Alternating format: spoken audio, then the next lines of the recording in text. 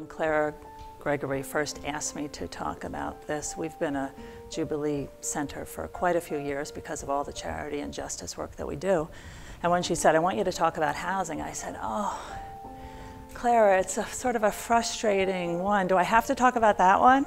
And she said, yes, because you're doing something. And I said, okay. So, yes, I've been here like 15 years, and so for 15 years I've been involved in housing because there's a problem. There's a problem. We have 11 acres right out back here, and often there are people in the woods. This is Toms River. People don't think of Toms River as a place where people are in need of housing because it's, tends to be a little more high-end. Here's the worst one. I need a place to stay tonight, and I have to say, I'm sorry, I don't have any options for you. I'm going to start crying. Just send those people out. I don't have any options. All right, here, I'll give you $20, or maybe if I have some money in my discretionary fund, I can put you up for one night. Because it's a fortune to put somebody up for one night. Okay, then what? What are they going to do for night two? All right, so to be able to, success is that doesn't come to me anymore because there is an option that our society, our government, it's in place. We have a place in every county for the homeless. It's a safe place that sort of works a little bit, I imagine it like IHN, like Interfaith Hospitality Network, where yes, you come into it, but then there's a process for moving you out to get you into more permanent housing. So that for the homeless, but for workforce housing, that there are homes that are, apartments, whatever, that are available for people who can't meet the current mortgage rates or rental rates that are in Toms River. So to be able to have housing that is permanently affordable so that somebody may buy it now, but down the road, if they are moving on, it doesn't come onto the high market. It stays affordable. That people will agree with you 100%. Yes, we need to have good housing, but not here. Don't do it in our town. Don't mess up that they think it's going to mess up. So initially, the pushback that you will get is probably negative, but you can't stop. You can't stop. It's too important.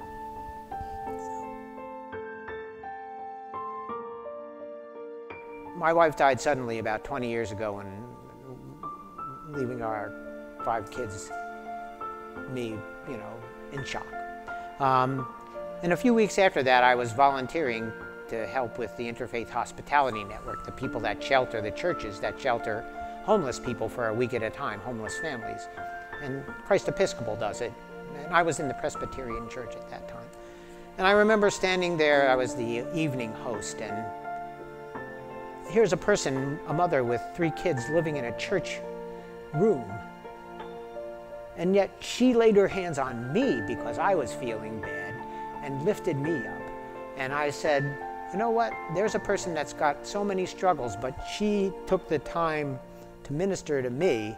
And that's why I always say, at least where homeless people are concerned and housing is concerned, we need to know where each other are so we can benefit from the strengths that they have. Everyone is poor in some way. Economic poverty is easy. We just need to provide people with resources. Poverty in spirit, poverty in hope, poverty in love, poverty in friends, poverty in health. Those are hard, and it takes a person like that person to help us through it. And God, thank God, I was able to have that person touch me in that way. It said a lot about why that person should have a place to stay so that she can help other people in the way she chose to help me.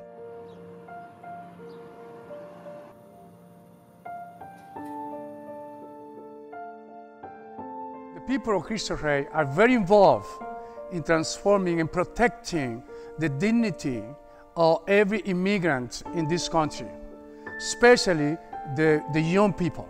So we have been involved in that situation, and now they are walking from New York to Washington. So the young people of Cristo Rey and me, we went there and walked 17 miles from Metuchen to Princeton. This is the Jesus movement. We Christians, we're supposed to be with the afflicted, with the poor, with the marginalized people. In the name of Jesus. Dreamer, DACA, right now, for all our children who were not born here, but they are citizens of this country like everybody else. No more discrimination, no more limbo, no more ignorance, no more denial. It is about time, right now, to acknowledge and recognize they are U.S. citizens like everybody else. And we're going to continue helping them until they are recognized like a USA citizen like everybody else. You are not alone. And tell them, don't be afraid. We are here for you. And we go with you. Wherever you go, we go with you. And that happened, for example, for me on a personal level, because in the past, we were organizing the janitors in Princeton, New Jersey. And the police come and arrest them. And I said, you need to arrest me too, because wherever you take them, you take me in the name of the Lord. And I was in prison. I was in prison.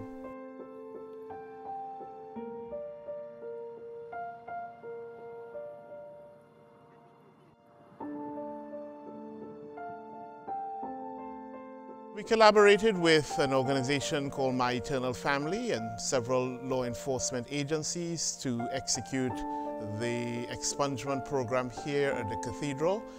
It worked very well. We anticipated that we would have about 50 to 60 people. Over 150 people showed up, so much so that we had to extend the program beyond one day.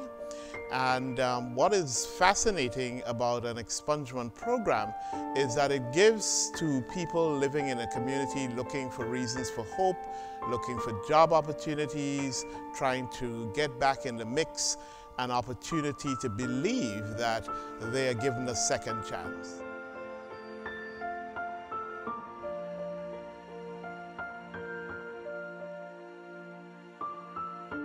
Being a disciple of God doesn't mean that after you leave church, you're done until next Sunday. It means that there's 7 days in a week that you have to get out there and think about what's happening to your brothers and your sisters. And you've got to make a difference. People tell me, you know, they said, you're retired. I said, no, I'm not retired. I'm tired, but I'm not retired. And as long as God gives you breath, you got to try to make a difference. We started something working toward ending violence in Trenton. And we've had some community meetings. We even went out in the community and passed out flyers and talked to people. And we had, I think we had about 60 people at our first meeting. And we had young folks, we had community people, we had people who, parents who lost children in gun violence. We read this every Sunday morning during our peace of the young men and women that have been shot and killed through gun violence.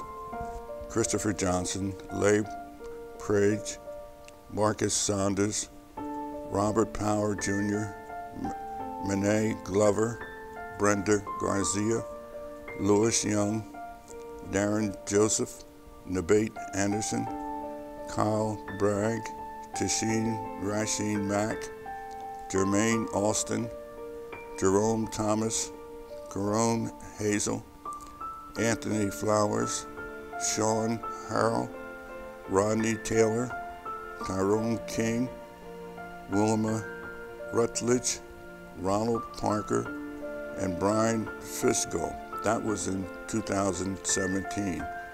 So far this year, Gladys Barrera, Michael Anthony Jr., Terrence McKinley, Gerald Perdomo Santana, Ivan Rodriguez.